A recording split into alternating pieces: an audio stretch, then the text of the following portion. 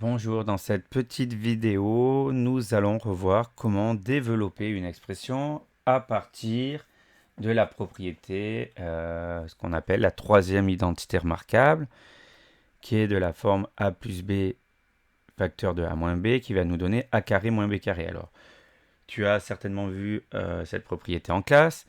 On rappelle que développer une expression, c'est transformer un produit en somme algébrique.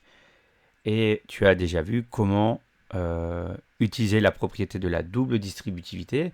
Et en fait, ici, on reconnaît quoi? On a un produit de deux parenthèses. On a a plus b qui est multiplié avec a moins b. On pourrait très bien utiliser la propriété de la double distributivité. Mais en fait, on tomberait obligatoirement sur quoi? Dans chaque fois qu'on a une expression de ce type-là, un produit de ce type-là, où dans la première parenthèse, on a la somme des deux termes, et dans la deuxième parenthèse, on retrouve la différence de ces deux mêmes termes, chaque fois, on va tomber sur a carré moins b carré. Donc, en fait, tout simplement, elle nous permet de faire quoi? Cette égalité, de gagner un petit peu de temps dans nos réflexions.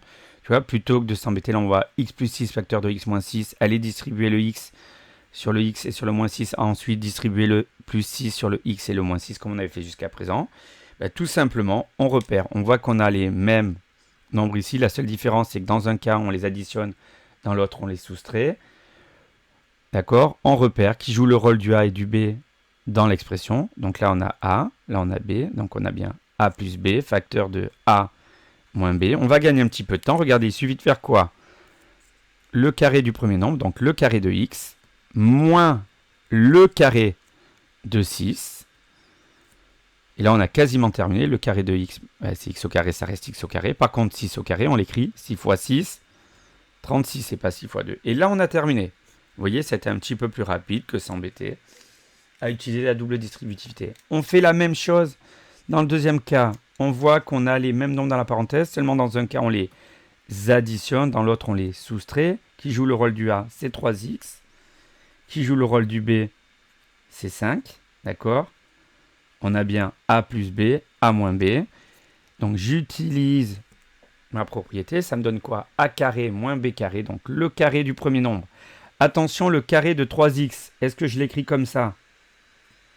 Non, là c'est juste x qui est multiplié par lui-même, c'est 3 fois x fois x. Nous on va faire 3x fois 3x, donc on pense bien à mettre les parenthèses, d'accord?